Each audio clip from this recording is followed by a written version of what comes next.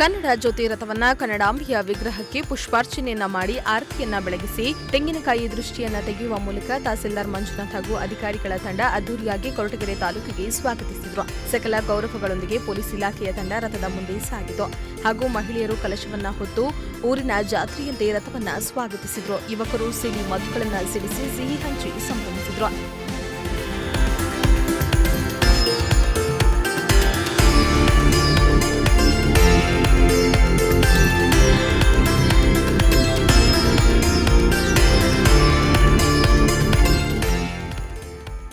ಎಂಬತ್ತೇಳನೇ ಅಖಿಲ ಭಾರತ ಕನ್ನಡ ಸಾಹಿತ್ಯ ಸಮ್ಮೇಳನದ ಅಂಗವಾಗಿ ಕನ್ನಡ ಜ್ಯೋತಿರಥ ಯಾತ್ರೆಯು ತುಮಕೂರು ಜಿಲ್ಲಾದ್ಯಂತ ಪ್ರತಿ ತಾಲೂಕಿನಲ್ಲಿ ಸಂಚರಿಸಿದ ಸಂಚಲನ ಸೃಷ್ಟಿಸಿರುವ ಕನ್ನಡ ಜ್ಯೋತಿ ಹೊತ್ತ ರಥವು ಇಂದು ಮಧುಕೆರೆಯ ಮುಖೇನ ಕೊರಟಗೆರೆ ತಾಲೂಕಿನ ತುಂಬಡಿ ಗ್ರಾಮದ ಪ್ರಮುಖ ರಸ್ತೆಯಲ್ಲಿ ಕನ್ನಡ ರಥಕ್ಕೆ ಪ್ರಥಮ ಪೂಜೆಯನ್ನು ಸಲ್ಲಿಸಿ ಅದ್ದೂರಿಯಾಗಿ ಕೊರಟಗೆರೆ ಪಟ್ಟಣಕ್ಕೆ ಸ್ವಾಗತಿಸಲಾಯಿತು.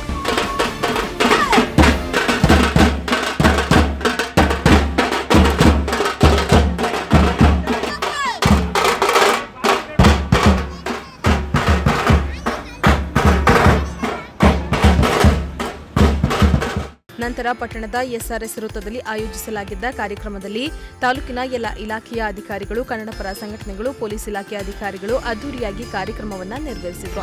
ಕನ್ನಡ ರಥದಲ್ಲಿದ್ದ ಜ್ಯೋತಿಯನ್ನ ಹಚ್ಚುವ ಮುಖೇನ ಕಾರ್ಯಕ್ರಮಕ್ಕೆ ಚಾಲನೆಯನ್ನ ನೀಡಿ ತಹಸೀಲ್ದಾರ್ ಮಂಜುನಾಥ್ ಮಾತನಾಡಿದರು. ಅಖಿಲ ಭಾರತ ಕನ್ನಡ ಸಾಹಿತ್ಯ ಸಮ್ಮೇಳನ ಕಾರ್ಯಕ್ರಮವು ಈ ಬಾರಿ ಮಂಡ್ಯ ಜಿಲ್ಲೆಯಲ್ಲಿ ನಡೀತಾ ಇದೆ. ಡಿಸೆಂಬರ್ 20, 21, 22ನೇ ದಿನಾಂಕಗಳಂದು 3 ದಿವಸಗಳ ಕಾಲ ಕನ್ನಡ ಸಾಹಿತ್ಯ ಸಮ್ಮೇಳನ ನಡೆಯಲಿದ್ದು, ಆ ಒಂದು ಕಾರ್ಯಕ್ರಮದಲ್ಲಿ ತಾವೆಲ್ಲರೂ ಭಾಗಿಯಾಗಬೇಕು ಅಂತೇಳಿ, ಹೆಚ್ಚಿನ ಜನರು ಸೇರೋದಕ್ಕೆ ಅನುಕೂಲ ಆಗಲಿ ಅಂತೇಳಿ ಈ ರೀತಿಯಾದಂತಹ ಒಂದು ರಥಯಾತ್ರೆಯ ಮೂಲಕ ಪ್ರಚಾರವನ್ನ ಘನ ಸರ್ಕಾರ ಹಮ್ಮಿಕೊಂಡಿದೆ.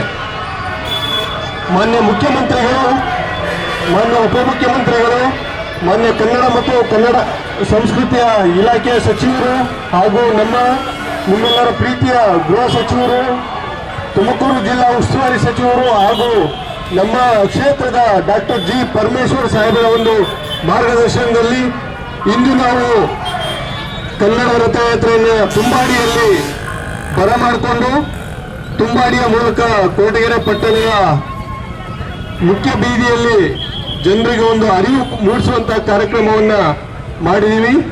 ಈ ಒಂದು ಕನ್ನಡದ ಜ್ಯೋತಿ ಚಿರಾಯಿಯಾಗಿ ನಿಮ್ಮೆಲ್ಲರ ಒಂದು ಕನ್ನಡ ಅಭಿಮಾನವನ್ನ ಇಮ್ಮಡಿಗೊಳಿಸಲಿ ಅಂತ ಹೇಳಿ ಹಾರೈಸುತ್ತಾ, ನಮ್ಮ ನಾಡು ಗಂಧದ ಬೀಡು, ನಾಡು ನುಡಿ ಜಲಕ್ಕಾಗಿ ಬೆಲೆ ಕೊಟ್ಟ ನಾಡು ನಮ್ಮ ಕರುನಾಡು. ನಾವೆಲ್ಲರೂ ಕನ್ನಡಿಗರಾಗಿ ಹುಟ್ಟಿರುವುದೇ ನಮ್ಮ ಪುಣ್ಯ. ಕನ್ನಡ ಜ್ಯೋತಿ ರಥವು ನಮ್ಮ ತಾಲೂಕಿಗೆ ಬಂದಿರುವುದು ನಮ್ಮೆಲ್ಲರಿಗೂ ಸಂತೋಷವನ್ನುಂಟು ಮಾಡಿದೆ ಎಂದು ತಿಳಿಸಿದರು.